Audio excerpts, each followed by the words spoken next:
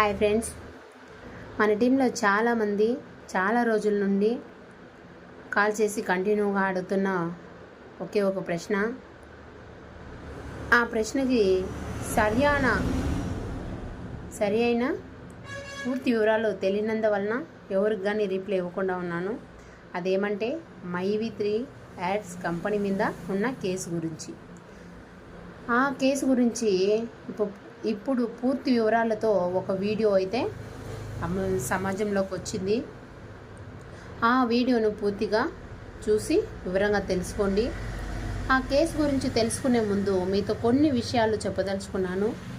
ఒక కంపెనీలో మనం ఒక వ్యాపార అవకాశాన్ని ఎంచుకున్నప్పుడు దాన్ని చేయడానికి పూర్తిగా అర్థం చేసుకొని సంపూర్ణంగా నమ్మకం కుదిరిన తర్వాత మనం ఈ నిర్ణయం తీసుకుంటాము ఆ వ్యాపారంలో జర్నీ చేయాలని. కాబట్టి అభివృద్ధి చెందుతున్న కంపెనీకి వచ్చే తాత్కాలిక కష్టాలే ఇవి. ఎందుకంటే మన పెద్దవాళ్ళు ఒక సామెత చెప్పేవాళ్ళు, మీరు కూడా వినే ఉంటారు. కాత కాసిన చెట్టుకే రాళ్ళ దెబ్బలోని, పండ్లున్న చెట్టుకే రాళ్ళ దెబ్బలోని.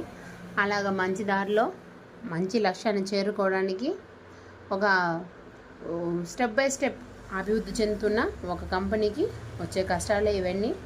ఇప్పుడు మైవి3 యాడ్స్ కూడా అదో కష్టం అనుకోవచ్చు. అయినా కానీ ఇవన్నీ తాత్కాలికమైనవి. వీటన్నిటిని లీగల్ టీం అని ఉండదు మన కంపెనీకి. ఆ లీగల్ టీంని పెట్టుకుని ఎండి చూసుకుంటారు. కాబట్టి మనం చేయాలనుకునేదంతా ఏమంటే, చేయాలని అనుకుంటే ఒక వ్యాపారం చేయాలని నిర్ణయం తీసుకున్నామంటే దాని నిర్ణయం మనమే ధైర్యంగా తీసుకోవాలి.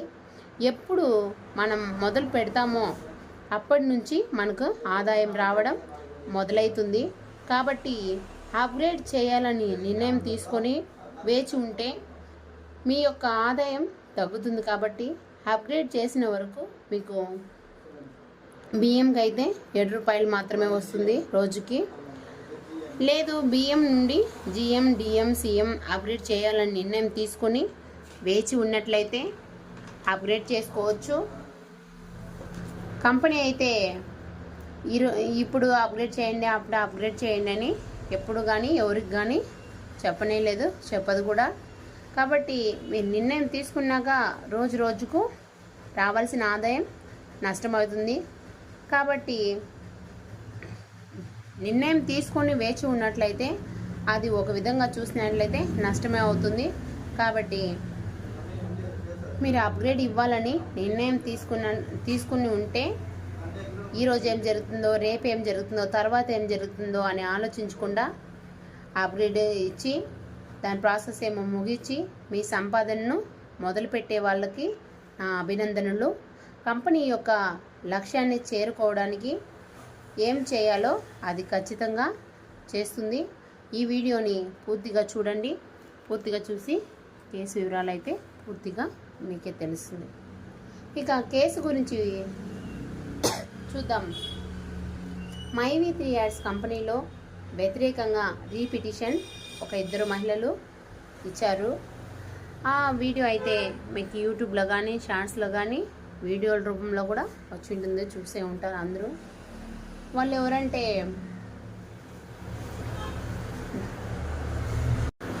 ఎవరంటే స్వర్ణం, బేబీ అని 2 మహిళలు. దాని గురించి వివరంగా చూద్దాం. ఆ ఆర్డర్ కాపీ ఇప్పుడు సమాజంలోకి వచ్చింది కాబట్టి ఆ ఆర్డర్ కాపీ మొత్తం వివరాలు నేను చదివి మీకు తెలుగులో అర్థమయ్యే రూపంలో చెప్తున్నాను అనమాట. ఇంతకుముందు ఆ ఆర్డర్ కాపీలో ఏముందంటే, కంపెనీకి వ్యతిరేకంగా రీపిటిషన్ పెట్టిన ఆ మహిళలు ఎవరు, వాళ్ళు ఎందుకు ఈ రీపిటిషన్ వేశారు, వీళ్ళ రీపిటిషన్ వెనుక కారణం ఏమిటి, ఇంతేకాకుండా ఈ రీపిటిషన్ వెనుకనున్నది అశోక్ శ్రీనిధి నే అని అక్కడున్న చాలామంది యొక్క అభిప్రాయంగా కూడా ఉంది. ఈ అశోక్ శ్రీనిధి ఎంత మూర్ఖుడు అన్నది కూడా మనం ఈ వీడియో పూర్తిగా చూస్తే వివరాల్లో తెలుసుకుందాము. మైవి3 యాడ్స్ కంపెనీకి వ్యతిరేకంగా ఈ అశోక్ శ్రీనిధి అనే పామక పార్టీలో ఉన్న తమిళనాడు పార్టీ పామక పార్టీ ఆ పార్టీలో ఉన్న ఒక నిర్వాహకుడు కంటిన్యూగా మై విత్ యాడ్స్కి కంపెనీకి వ్యతిరేకంగా వాదిస్తూనే ఉన్నాడు. ఇతను దీంట్లో అశోక్ శ్రీనిధి లా చదివాడంట, ఎల్ఎల్బి చదివాను, దీంట్లో యూకేలో పోయి చదివినాను, అక్కడ వెళ్ళి చదివినానని కంటిన్యూగా గొప్పలు చెప్తూనే ఉంటాడనమాట ఇతను. తను ఈ ఆడియోలో మొదట్లో చూసినట్లయితే ఇద్దరు మహిళలు చెప్పుకున్నాం కదా, వాళ్ళు ఒక రీపిటిషను వేశారు. ఆ రీపిటిషన్ ఏ స్థితిలో ఉందని మనం చూద్దాము. దాని తర్వాత అశోక్ శ్రీనిధికి ఎంత మాత్రం చట్ట జ్ఞానం ఉందని కూడా చూద్దాము.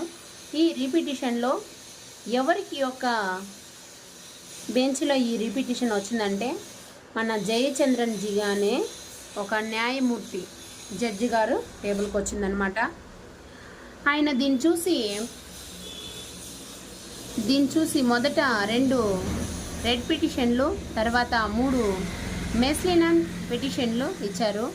మొత్తం 5 కేసులు ఇవి. ఇది కాకుండా ఈ రెడ్ పిటిషన్ను మెస్లిన్ పిటిషన్లు అన్నిటినీ రద్దు చేసేసారు ఆయన చూస్తానే. ఎందుకంటే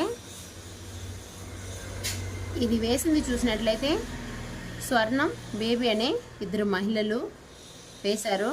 దీంట్లో రెస్పాండెంట్గా చూసినట్లయితే principal secretary, DGP, Coimbatore collector, తర్వాత వచ్చి కోయంబత్తూర్ కమిషనరు, అదిగా అంతేకాకుండా సిసిబి యొక్క ఇన్స్పెక్టరు రెస్పాండెంట్గా వేశారు.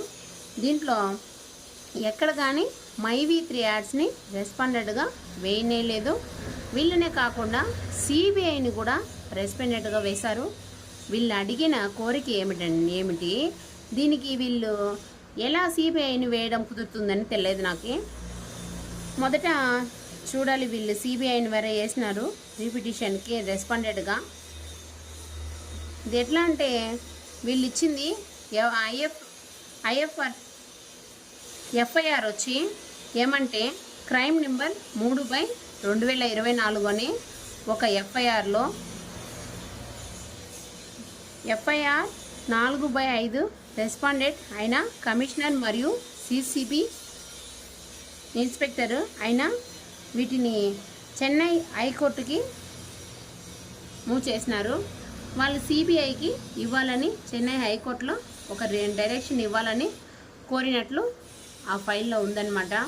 ఆ డైరెక్షన్ ఇవ్వడానికి ఎవరైనా కానీ మామూలుగా ఇప్పుడు నేనే అయినా మీరైనా ఒక రీపిటిషన్ ఇస్తే దాంట్లో వచ్చి రెస్పాండెంట్గా వేసిన వాళ్ళని రీపిటిషన్ కోరడానికి వీలుండదు. కాబట్టి వీళ్ళు దీన్ని ఎట్లా ముందుకు చేరుస్తారు, సిబిఐకి ఎట్లా మారుస్తారు అనేది మనకు తెలియని మర్మంగా ఉంది. రెస్పాండెంట్గా ఉన్న వాళ్ళని రీపిటిషన్ వేయాలనుకుంటే అది ఎట్లా వివరణ ఇస్తారని మనకైతే తెలీదు. చూడాలి లాస్ట్ వరకు ఏమవుతుంది అనేసి. ఒక రెస్పాండెంట్గా ఉండే వాళ్ళైతే పలానా ఏజెన్సీ పలాని వాళ్ళని ఒక ఆన్సర్ ఇవ్వాలన్నమాట, ఒక దరఖాస్తు అయితే మనం ఇవ్వాలా. దీంట్లో సిబిఐకి ఈ కేసు వెళ్ళాలన్నదే ఈ రెడ్ పిటిషన్ యొక్క ఉద్దేశము. అలాంటప్పుడు సిబిఐఏ రెస్పాండెంట్ అవ్వడానికి వీళ్ళే బదులు ఇవ్వాలంట. ఇది ఎట్లా కుదురుతుందో మనకైతే తెలీదు. ఇక ఈ రీపిటిషన్ వచ్చి ఈ పిటిషన్కి అయితే కే బాలు అనే ఆయన హాజరయ్యారు. రెస్పాండెంట్ అనే దానికోసం అయితే పూర్తిగా ప్రభుత్వం యొక్క ప్రభుత్వం పక్క అయితే ఉదయ్ కుమార్ గారు హాజరైనారు. దీంట్లో ఆ ఆర్డర్లో ఏముంది అని చూస్తే గన ఈ బేబీ మరియు స్వర్ణం అనే వాళ్ళు మనం విచారించిన దాంట్లో ఏముందంటే వాళ్ళైతే 2/2024లో అదేమంటే ఫిబ్రవరి 2024లో స్వర్ణం అనే ఆమె ఒక కంప్లైంట్ ఇచ్చిండారు. దీంట్లో వీళ్ళు ఇవ్వాల్సిన ప్రోడక్ట్స్ ఇవ్వలేదు.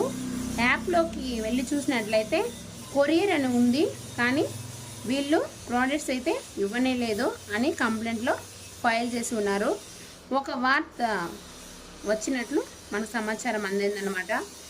ఒకసారి యాప్లోకి వెళితే పిఎం ప్రోడక్ట్ వచ్చి స్టోర్లో వెంటనే ఇస్తారు కాబట్టి సీఎం ప్రోడక్ట్ అయితే ఆఫీస్కి వెళ్ళి తీసుకోవాలి.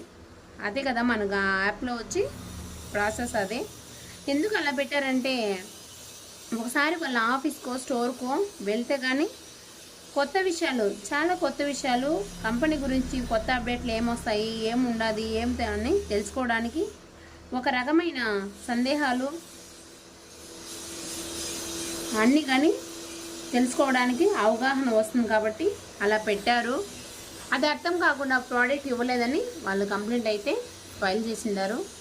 చాలామంది క్రౌన్ మెంబర్స్ అయితే ఇప్పటికి కూడా క్రౌన్ మెంబర్స్గా అప్గ్రేడ్ అయినారు, కానీ ఆఫీస్లోకో లేకుంటే స్టోర్కో వెళ్ళి ప్రోడక్ట్ అయితే తీసుకోవడానికి చాలా అంటే చాలా బద్ధకం, సోంబేరితనం. ఎప్పుడైతే మెలకు వస్తుందో అప్పుడు వెళ్ళి ఆఫీస్లో ఉంటారనమాట, ప్రోడక్ట్ ఇవ్వండి మాకు అనేసి. ఎంతోమంది క్రౌన్ మెంబర్స్ అయితే అయినారు కానీ ప్రోడక్ట్ అయితే తీసుకోకుండా పెండింగ్లోనే ఉంది. అలానే ఈ స్వర్ణం అనే మహిళకు బద్ధకం అన్నమాట. ఈమె వెళ్ళకుండా పోయి ప్రోడక్ట్ తీసుకోకుండా ఉండడమే దీనికి కారణంగా మనకి బాగా తెలివిగా అర్థమవుతుంది అనమాట, క్లియర్గా అర్థమవుతుంది. వారే బేబీ అనే మహిళకు కాల్ చేసింటే కనుక ఆమె కాల్లో ఈమె స్వర్ణం అనేమ బేబీతో చెప్పడం అయితే మన పత్రిక వాళ్ళే డైరెక్ట్గా విన్నారనమాట. అలా ఒక పిటిషన్ వేసిన విషయం తెలిసింది. ఆ సీఎం ప్రోడక్ట్ను ఒక మైవిత్రిలో ఒక మంచి గొప్ప పదవిలో ఉన్న ఆయన వ్యక్తి తీసుకొని వచ్చి స్టేషన్లో స్వర్ణం యొక్క స్నేహితులైన వాళ్ళ ఇంట్లో అయితే ఇస్తే గన ఆమె దగ్గర ఇచ్చాము, మీరు తీసుకోండి ప్రోడక్ట్ అంటే ఈమె ఏమంటుంది, స్వర్ణ అయితే నాకొద్దు, మేమైతే కేసు ఫైల్ చేసినాము, మేమైతే ప్రోడక్ట్ తీసుకోము, నాకొద్దు అట్లని చెప్పారు. ఇప్పుడు ఈమె కూడా ఆలోచించాల్సిన పని ఏమంటే ఈమె డబ్బులు కట్టిండాము, ప్రోడక్ట్ అయితే ఇవ్వలేదు అని కేసు వేసింది. పోలీస్ స్టేషన్కి తీసుకొని వచ్చి ప్రోడక్ట్ ఇస్తూ ఉండరు. అలాంటప్పుడు మాకు వద్దు, మేము తీసుకోము అంటే ఇది ఏం న్యాయం చెప్పండి? నేరుగా వచ్చి తీసుకోకపోయినా పర్వాలేదు, అట్లీస్ట్ ఎత్తుకొని వచ్చి ఇచ్చినప్పుడైనా తీసుకోవాలి కదా. అదే కదా కంప్లైంట్ ఫైల్ చేసిండారు.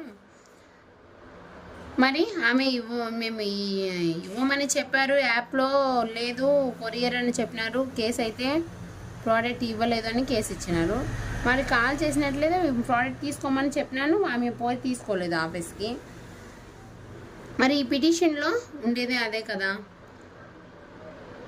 బియ్యంకి అయితే ఫేస్ కేర్ ప్యాక్, సీఎంకి అయితే క్యాప్సిల్లు అన్నీ ఎత్తుకొని వచ్చి ఇచ్చేసినారనమాట. ఈమె అయితే తీసుకొని అనింది, ఆమె ఫ్రెండ్ వాళ్ళ ఇంట్లో పెట్టేసి వెళ్ళిపోయినారు. కాల్ చేసి మరి చెప్పినారు మీరు ప్రోడక్ట్ తీసుకోండి అని. అంతటితో ఆ కేసు అయిపోయింది. కేసు అయినా కానీ వదలలేదనమాట. మళ్ళీ గొడవ పెట్టుకోవడము, మళ్ళీ కేసు వేయడము అనే సందేహం మనకే వస్తుందన్నమాట. ఎందుకు ఈమె ఇలా చేస్తుందనే సందేహం మనకే వస్తుందన్నమాట.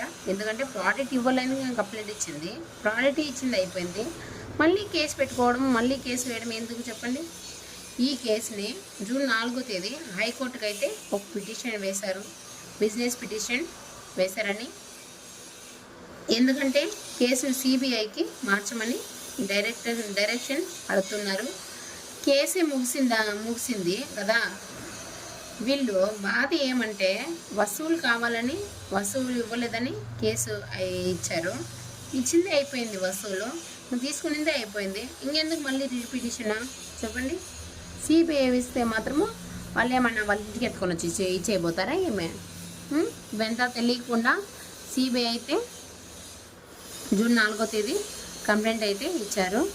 ఆ కంప్లైంట్లో ఏముందంటే బియ్యంకు గాను సీఎంకు గాను ఉన్న వాళ్ళు 1,20,000 కట్టించుకొని మోసం చేశారు. ఇంకా చాలామందిని మోసం చేస్తూనే ఉన్నారు. వాళ్ళ దగ్గర వాళ్ళు చేసే మోసం నుంచి కాపాడమని, సమాజాన్ని కాపాడమని ఇచ్చారు. ఇది కాకుండా 1,000 కోట్లు మోసం చేసినట్ల మైవి3 ఓనరు అట్లనిచ్చినారనమాట. మళ్ళీ ఈఓడబ్ల్యూకి మార్చమని మళ్ళీ ఒక రిపిటిషన్ వేశారు. 3 కేసులు అయిపోయింది ఇదివరకు. ఇంకోసారి మీరే బాగా ఆలోచించండి. స్వర్ణం ఇచ్చిన కేసు ఏమీ ప్రోడక్ట్ ఇవ్వలేదని కదా. ప్రోడక్ట్ ఇచ్చేశారు, అయిపోయింది. దీన్ని ఎందుకు సిబిఐకి మార్చడం ఎందుకు, ఈఓడబ్ల్యూకి మార్చడం ఎందుకు, సుప్రీంకోర్టుకి మార్చడం ఎందుకు? బాగా ఆలోచించాలా మీరు. అందుకే జయచంద్రన్ జీ గారు మొత్తం రద్దు చేసేశారు.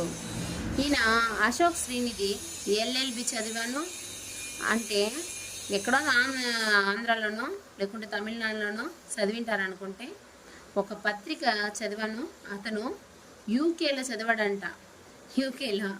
యూకేలో అంటేనే నవ్వు వస్తుంది కదా. యూకేలో అంటే ఫెయిల్ అయినామంటే పిల్లలు ఎవరైనా కానీ ఫెయిల్ అయితే గన నువ్వు ఎట్లా ముందుకు వస్తావు, నువ్వు ఎట్లా జీవితాన్ని బాగా చేసుకుంటావు, నువ్వు ఎట్లా ఒక స్టేజ్కి వస్తావు అంటే నేను యూకేకి వెళ్ళి చదువుకుంటానని అంటూ ఉంటారు. అది ఏమంటే యూకేలో ఫెయిల్ అనే మాటకి స్థానం లేదనమాట. మన భారతదేశంలోనే ఒక పరీక్ష రాస్తే పాస్ ఫెయిల్ అని ఉంటుంది. ఫెయిల్ అయిన వాళ్ళకి మళ్ళీ రాసి మళ్ళీ పాస్ అవుతారు. కానీ యూకేలో అలాంటి సిస్టమ్ ఏమీ కానీ లేదు. మన దేశంలో కోర్టులో ఒక తీర్పు కూడా న్యాయమూర్తులు స్వయంగా అయితే తీసుకోరు, ఎందుకంటే అన్ని చట్టాల్లో ఉన్నవి చెప్తారు కాబట్టి. కానీ యూకేలో అట్లా కాదు, అన్నీ జడ్జ్ ఏమనుకున్నాడంటే అదే న్యాయం అదే చట్టం అన్నమాట. ఇవన్నీ కేటీవీ కార్తిక్ గారు తెల్లం తెలివిగా పూర్తి వివరంగా వివరించారు. ఈ కేసు మళ్ళీనో నిలకడగా నిలుస్తుందనే నమ్మకం అయితే నాకైతే లేదు. మీకైతే ఉందా? ఈ వివరాలంతా విన్న తర్వాత ఇప్పటికైతే ఏం కానీ లేదు. అయితే ఒకే ఒక కేసు మాత్రం ఉంది. అది వచ్చి మన కంపెనీ మీద, అదే మన కమిషనర్ దగ్గర ఇచ్చిన కంప్లైంట్ మాత్రం ఉంది కాబట్టి అదైతే కొంచెం 4వ తేదీ జూలై 4వ తేదీ వాయిదా ఇచ్చిండారనమాట. ఆ వాయిదాకి ఎండి గారు అయితే హాజరవుతారు కంపల్సరీ. ఇవన్నీ పోయినాయి. ఏమంటే ఇప్పుడుండే కంప్లైంట్ అంతా ఏం తెలిసినా, మన ఒక ప్రభుత్వ అధికారిని తన పనిని చేసుకోవడానికి అడ్డంకులు వేసినారని ఒకే ఒక కేసు మాత్రమే ఉంది. ఇది ఒక విషయమే కాదు, ఇన్ని కష్టాలే దాటుకొని ఫేస్ చేసుకొని వచ్చేసినారు మన ఎండి. దీనిపైన వేరే లెవెల్లో మైవితి రాబోతుంది. అన్ని కేసులు ఇప్పటి వరకు ముగించిపోయినాయి. ఈయనైతే అశోక్ శ్రీనిధి అయితే ఉండే ప్లేస్ తెలియకుండా వెళ్ళిపోయినాడు.